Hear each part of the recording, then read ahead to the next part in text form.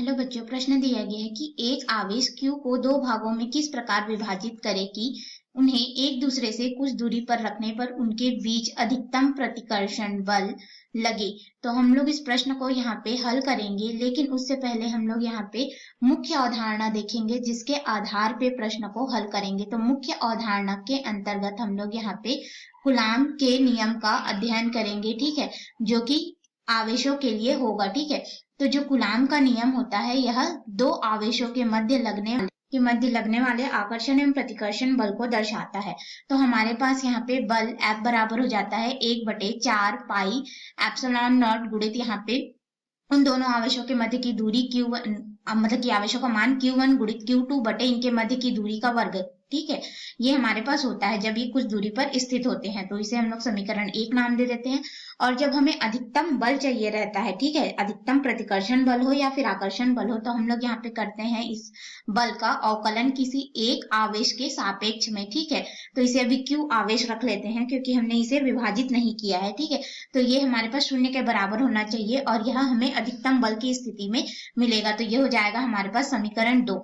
अब इसके आधार पे हम लोग अपने मुख्य प्रश्न में आते हैं। तो मुख्य प्रश्न में एक आवेश Q को दो भागों में किस प्रकार विभाजित करें कि उनके मध्य अधिकतम प्रतिकर्षण बल लगे, हमें बोला गया है। ठीक है, तो हम लोग मान लेते हैं कि ये जो आवेश Q है वह किस प्रकार है, इसको देख लेते हैं। तो मान लेते हैं कि यह आवेश Q1 और धन Q2 से मिलकर के बना है। इस तरह हमने Q1 Q2 में इसको विभाजित कर दिया। ठीक है, तो हमारे पास जो आवेश Q2 का मान होगा वो कितना होगा, इसको इधर पक्षांतर कर देंगे। आवेश Q ऋण यहाँ पे हो जाएगा Q1 के रूप में। ठीक है, अब मुख्य अवधारणा से समीकरण 1 का प्रयोग करेंगे और प्रतिकर्षण बल का मान पहले निकालेंगे, तभी हम लोग उसको अवकलित कर सकते हैं।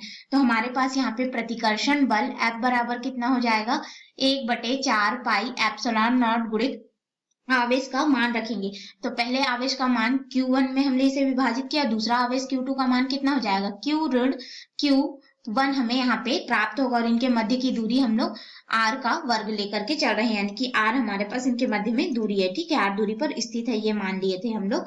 तो अधिकतम बल की जो स्थिति होती है, तो हम लोग समीकरण 2 का प्रयोग करेंगे। ठीक है, तो 2 का प्रयोग करेंगे तो यहाँ पे हो जाएगा DF बटे यहाँ पे हो जाएगा DQ1 हम लोग ले लेंगे। ठीक है, आवेश Q1 के सापेक्ष में इसको अवकलित करेंगे और इसका परिणाम हमारे पास 0 के बराबर आना चाहिए। तो हम लोग इस समीकरण में जो मान है उसको यहाँ पर रखेंगे, तो ये कितना हो जाएगा हमारे पास में D बटे DQ1 बल का मान रखते हैं। ठीक है, तो ये हमारे पास हो जाएगा Q1 गुणित Q ऋण Q1 फिर बटे में हमारे पास में हो जाएगा 4 पाई गुणित एप्सिलॉन नॉट और यहाँ पे हो जाएगा R का वर्ग। इस तरह से हमें मान मिलेगा। ठीक है, अब हम लोग इसको आगे हल करेंगे। तो देखिए हमारे पास में यहाँ पे क्या हो जाएगा, अगर हम लोग हल करें तो 4 पाई एप्सिलॉन नॉट R का वर्ग जो है हमें 1 के बराबर मिलेगा। क्यों 1 के बराबर मिलेगा, अगर हम लोग यहाँ पे इस समीकरण को ले लेते हैं। ठीक है, यहाँ पे इस समीकरण को ले लेंगे और R का वर्ग और आवेश के मान को बराबर मान ले, एक कूलाम का आवेश है,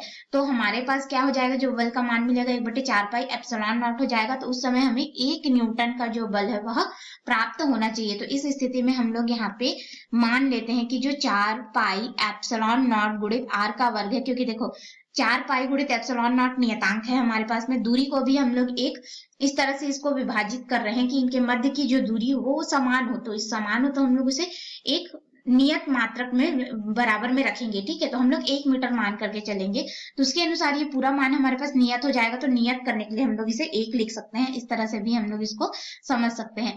अब यहाँ पे हम लोग मान को रख देंगे, तो ये क्या हो जाएगा, D बटे DQ1 और फिर यहाँ पे हो जाएगा Q1 को अंदर में हम लोग गुणा कर देते हैं। ठीक है, तो ये क्या हो जाएगा, Q1 गुणित Q ऋण यहाँ पे हो जाएगा Q1 का वर्ग और बटे में 1 है और ये पूरे का बराबर क्या हो जाएगा, 0 के हो जाएगा, क्योंकि इसको अवकलित कर रहे हैं ना। अब हम लोग Q1 गुणित Q ऋण Q1 के वर्ग को अवकलित करेंगे, तो यहाँ पे हमारे पास मान हो जाएगा, Q1 के सापेक्ष में कर रहे हैं तो Q मिलेगा ऋण Q1 का वर्ग है। ठीक है, तो ये हो जाएगा 2Q1 बराबर हमें यहाँ पे 0 मिलेगा।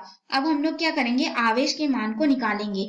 तो ये जो ऋणात्मक मान है इसको इधर पक्षांतर कर देंगे, तो आवेश Q बराबर कितना हो जाएगा, 2Q1 और Q1 का मान निकालेंगे तो Q1 बराबर हो जाएगा कुल आवेश का आधा। ठीक है, इस तरह से हमने Q1 का मान निकाल लिया। अब हम लोग यहाँ पे Q2 का मान निकालेंगे, तो Q2 बराबर हमारे पास समीकरण क्या था, कुल आवेश ऋण यहाँ पे Q1 से हम लोग उसको घटा दिए थे, तो यहाँ से Q2 का मान मिल जाएगा। तो आवेश Q2 बराबर कितना हो जाएगा, Q ऋण Q1 का मान कितना है, Q बटे 2। तो 2 यहाँ पे गुणा होगा, इसके साथ में घटेगा, तो ये कितना हो जाएगा, Q बटे 2।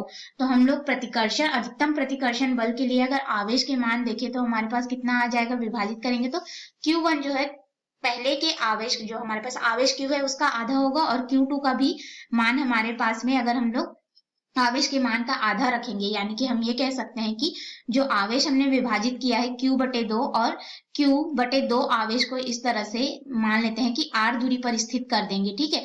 तो यहाँ पे जो हमें बल मिलेगा, इनके मध्य में अधिकतम प्रतिकर्षण बल F जो मान होगा वह मैक्सिमम हमें प्राप्त होगा, इस तरह से हम कह सकते हैं जब हमें मान मिलेगा। तो इस तरह से इसको विभाजित करेंगे। आशा है आपको इस प्रश्न का हल समझ में आया होगा, और हमारे पास जो उत्तर आएगा इस आवेश को विभाजित करने का वो क्या हो जाएगा, Q1 बराबर Q2 बराबर हो जाएगा, कुल आवेश को हम लोग आधे आधे भाग में विभाजित करेंगे। तो यही हमारे प्रश्न का उत्तर होगा। आशा है आपको इस प्रश्न का हल समझ में आया होगा। धन्यवाद।